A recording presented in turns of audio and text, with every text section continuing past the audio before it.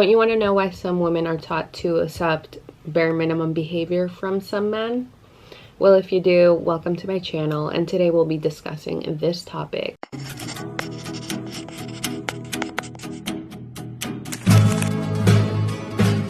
Let's get started into talking about why women are taught to accept it, the bare minimum behavior that some men have to offer. We're taught to be understanding, patient, and to grow together. But you need to know that's not what you need to do. That is self-sacrifice for a struggle love. That is self-sacrifice of your youth. That is self-sacrifice of your body. That is self-sacrifice of the life you could potentially have on your own terms and potential. Confuse loyalty with self-sacrifice. Romanticizing struggle and potential has no real benefit to you as a woman, because you are with a man because of his potential and who he is becoming and your thoughts and your hopes and dreams of who he will be.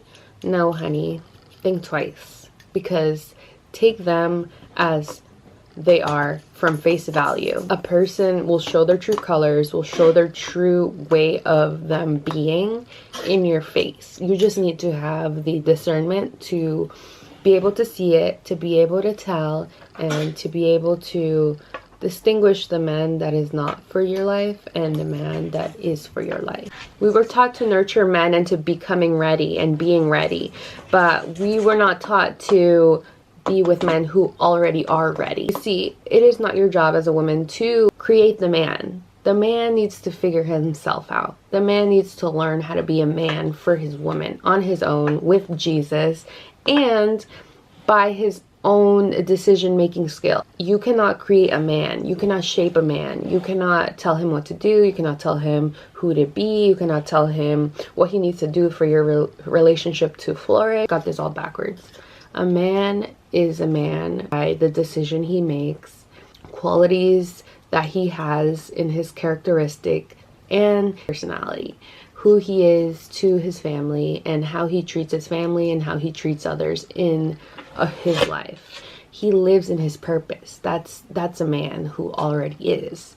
A boy is not a man that you should be struggling with. A woman, you have your own struggles, you have your own goals, you have your own aspirations in life. Your focus should never be a man. A man's love should not make you. A man's love should make you flourish, but it should not completely make you. You as a woman have your own hobbies, have your own routines, have your own likes, your own dislikes. You have your own things going on in life, you know? And if you don't, that's okay. Like, sit down, write some things that you want to add into your life, or write some things that you're still working on, or write the goals and then get to your goals. Like, the cost of accepting the bare minimum is the consequences that come after you are already living in that. I don't know what can happen truly, because I've never accepted the bare minimum. I refuse to, and I rebuke that in the name of Jesus, because the bare minimum behavior is something horrible and that I do not wish upon anyone.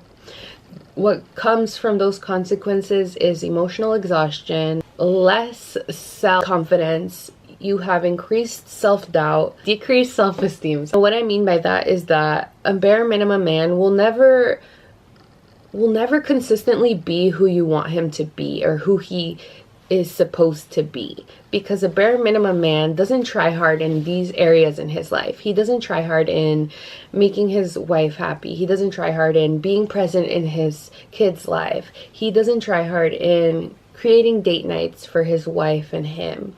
He doesn't consistently try to become better. He is stagnant, and a bare minimum man will just be resentful of the life he could have had, but he doesn't have the capacity to realize that he could have had that life if he had tried harder, if he had focused harder, if he had just sat down with his thoughts and his emotions and actually like decided to become better for for his true potential that Jesus has for him.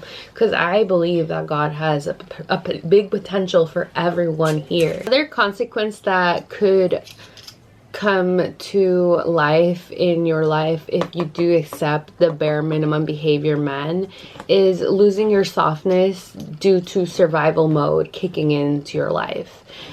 If you don't have a man who is truly a man and living in his purpose as a man that God has him to be in your life, and you're married, then you will lose your softness because you will be having to pick up his slack. You will be more emotionally depleted. You will have to do more stuff that isn't in your book for you to be doing, if you understand what I mean. A man has his own things that he needs to be focused on: providing, protecting, loving, being there for his wife, leading his wife. There is so many things that a man has to do that a woman also has to do. Like, you have different purposes in life. No man has the same type of purpose as a woman. Losing the softness in yourself as a woman will probably happen due to you having to live in survival mode constantly because of your partner who is a bare minimum man. That's why I am super against dating bare minimum men, because that just, it overstimulates you. It becomes an overstimulating life, and you do not want that. You as a woman, you need to be peaceful, you need to be soft. You know how every single man tells you that, oh, I look for a soft, gentle, nice, kind woman. But how can we become that, In order for a woman to be in her nature, her true calling of softness, gentleness, calmness, there should be no rage in that marriage, the relationship. There should be no overstimulating events that occur or situations. Obviously, things do occur in life, things happen. That's something no one can deny and no one can kind of stop. But what I'm saying is, you do have the decision making skills in kind of figuring out the man that you want to be with. You don't want to be with a low effort, low bare minimum man, because he will make your life harder. Every single day we have things that we need to deal with as women, and we have our nervous system. We have our biggest goal is to keep our nervous system very low, calm, because we have cortisol levels, we have stress levels, and those are two things that you do not want to mess with. I know that if you are a single mother, you will probably have to work 24/7 to be able to provide for your children, because there are different situations and scenarios in life where single mothers have to deal with and single fathers have to deal with as well. I'm not just saying it's just only women, because I do know some men that have to deal with that as well. But what I am saying is that you are in control of those things. You are the one deciding to respond to them. You are the one deciding to talk to them. You are the one deciding to like them. Feelings don't just develop. They develop from constant communication, constant contact. They develop from scenarios and situations that you put yourself in. You need to have the self-capacity to own up to the decisions that you make. Recently, I saw this video of this man paying attention to both his sister and his girlfriend. And people were in the comments saying, oh my God, he's paying attention to both of you. But that is so bare minimum behavior. He should be paying attention to you and his sister, because you're both two women in his life that he should respect and love and be able to provide the attention to. Basic decency feels like pressure to him. He's not ready for a true partnership. Ways that you can stop entertaining bare minimum men is by watching their effort and not listening to their words. You need to see their what they are doing and what they are saying versus completing. Feminine energy is not desperate. It's selective. Doing for you. Come on. You don't need to explain your standards. A man who values you and a man who loves you and wants to be with you, he will hear you from the first time, and he will be the man that you need him to be and the man he is supposed to be. Let me prepare you. You're going to hear you'll end up alone. No one is going to put up with that. Relationships take work. Relationships take sacrifice. Honey, we know. We know that relationships take sacrifice. We know that we will not end up alone. I don't really care what people say. That's the difference between me and them.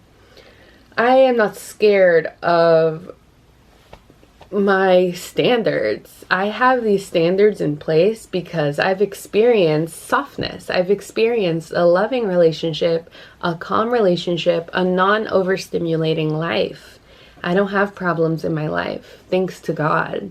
And if I do, I get through them. Because why? Because I am able to. I don't know what else to say. Like, I'm not part of an overstimulating life. I don't cause problems. I don't have problems, and I rebuke that. But just be prepared to hear that. Just how I'm saying. People will always have something to say when you are changing, when you are figuring yourself out, when you are deciding your own decisions for your own life. Yeah, people will have a lot of opinions, a lot of things to say, and sometimes it can get lonely. But that shouldn't break you. That should make you stronger. And I say that because a lot of people get broken and a lot of people don't make it to the next level. They take those words too seriously that other people say, like that you're going to end up alone. So then they settle, but don't settle for the bare minimum. Trust me, don't. God has better for you, and God will send you a man who is ready for you. And who you are ready for as well. Because a relationship is two-sided. And it's not just one-sided. My advice to you is don't accept bare minimum. Because men who truly want to be with you and who truly love you will rise up to the standards that you have.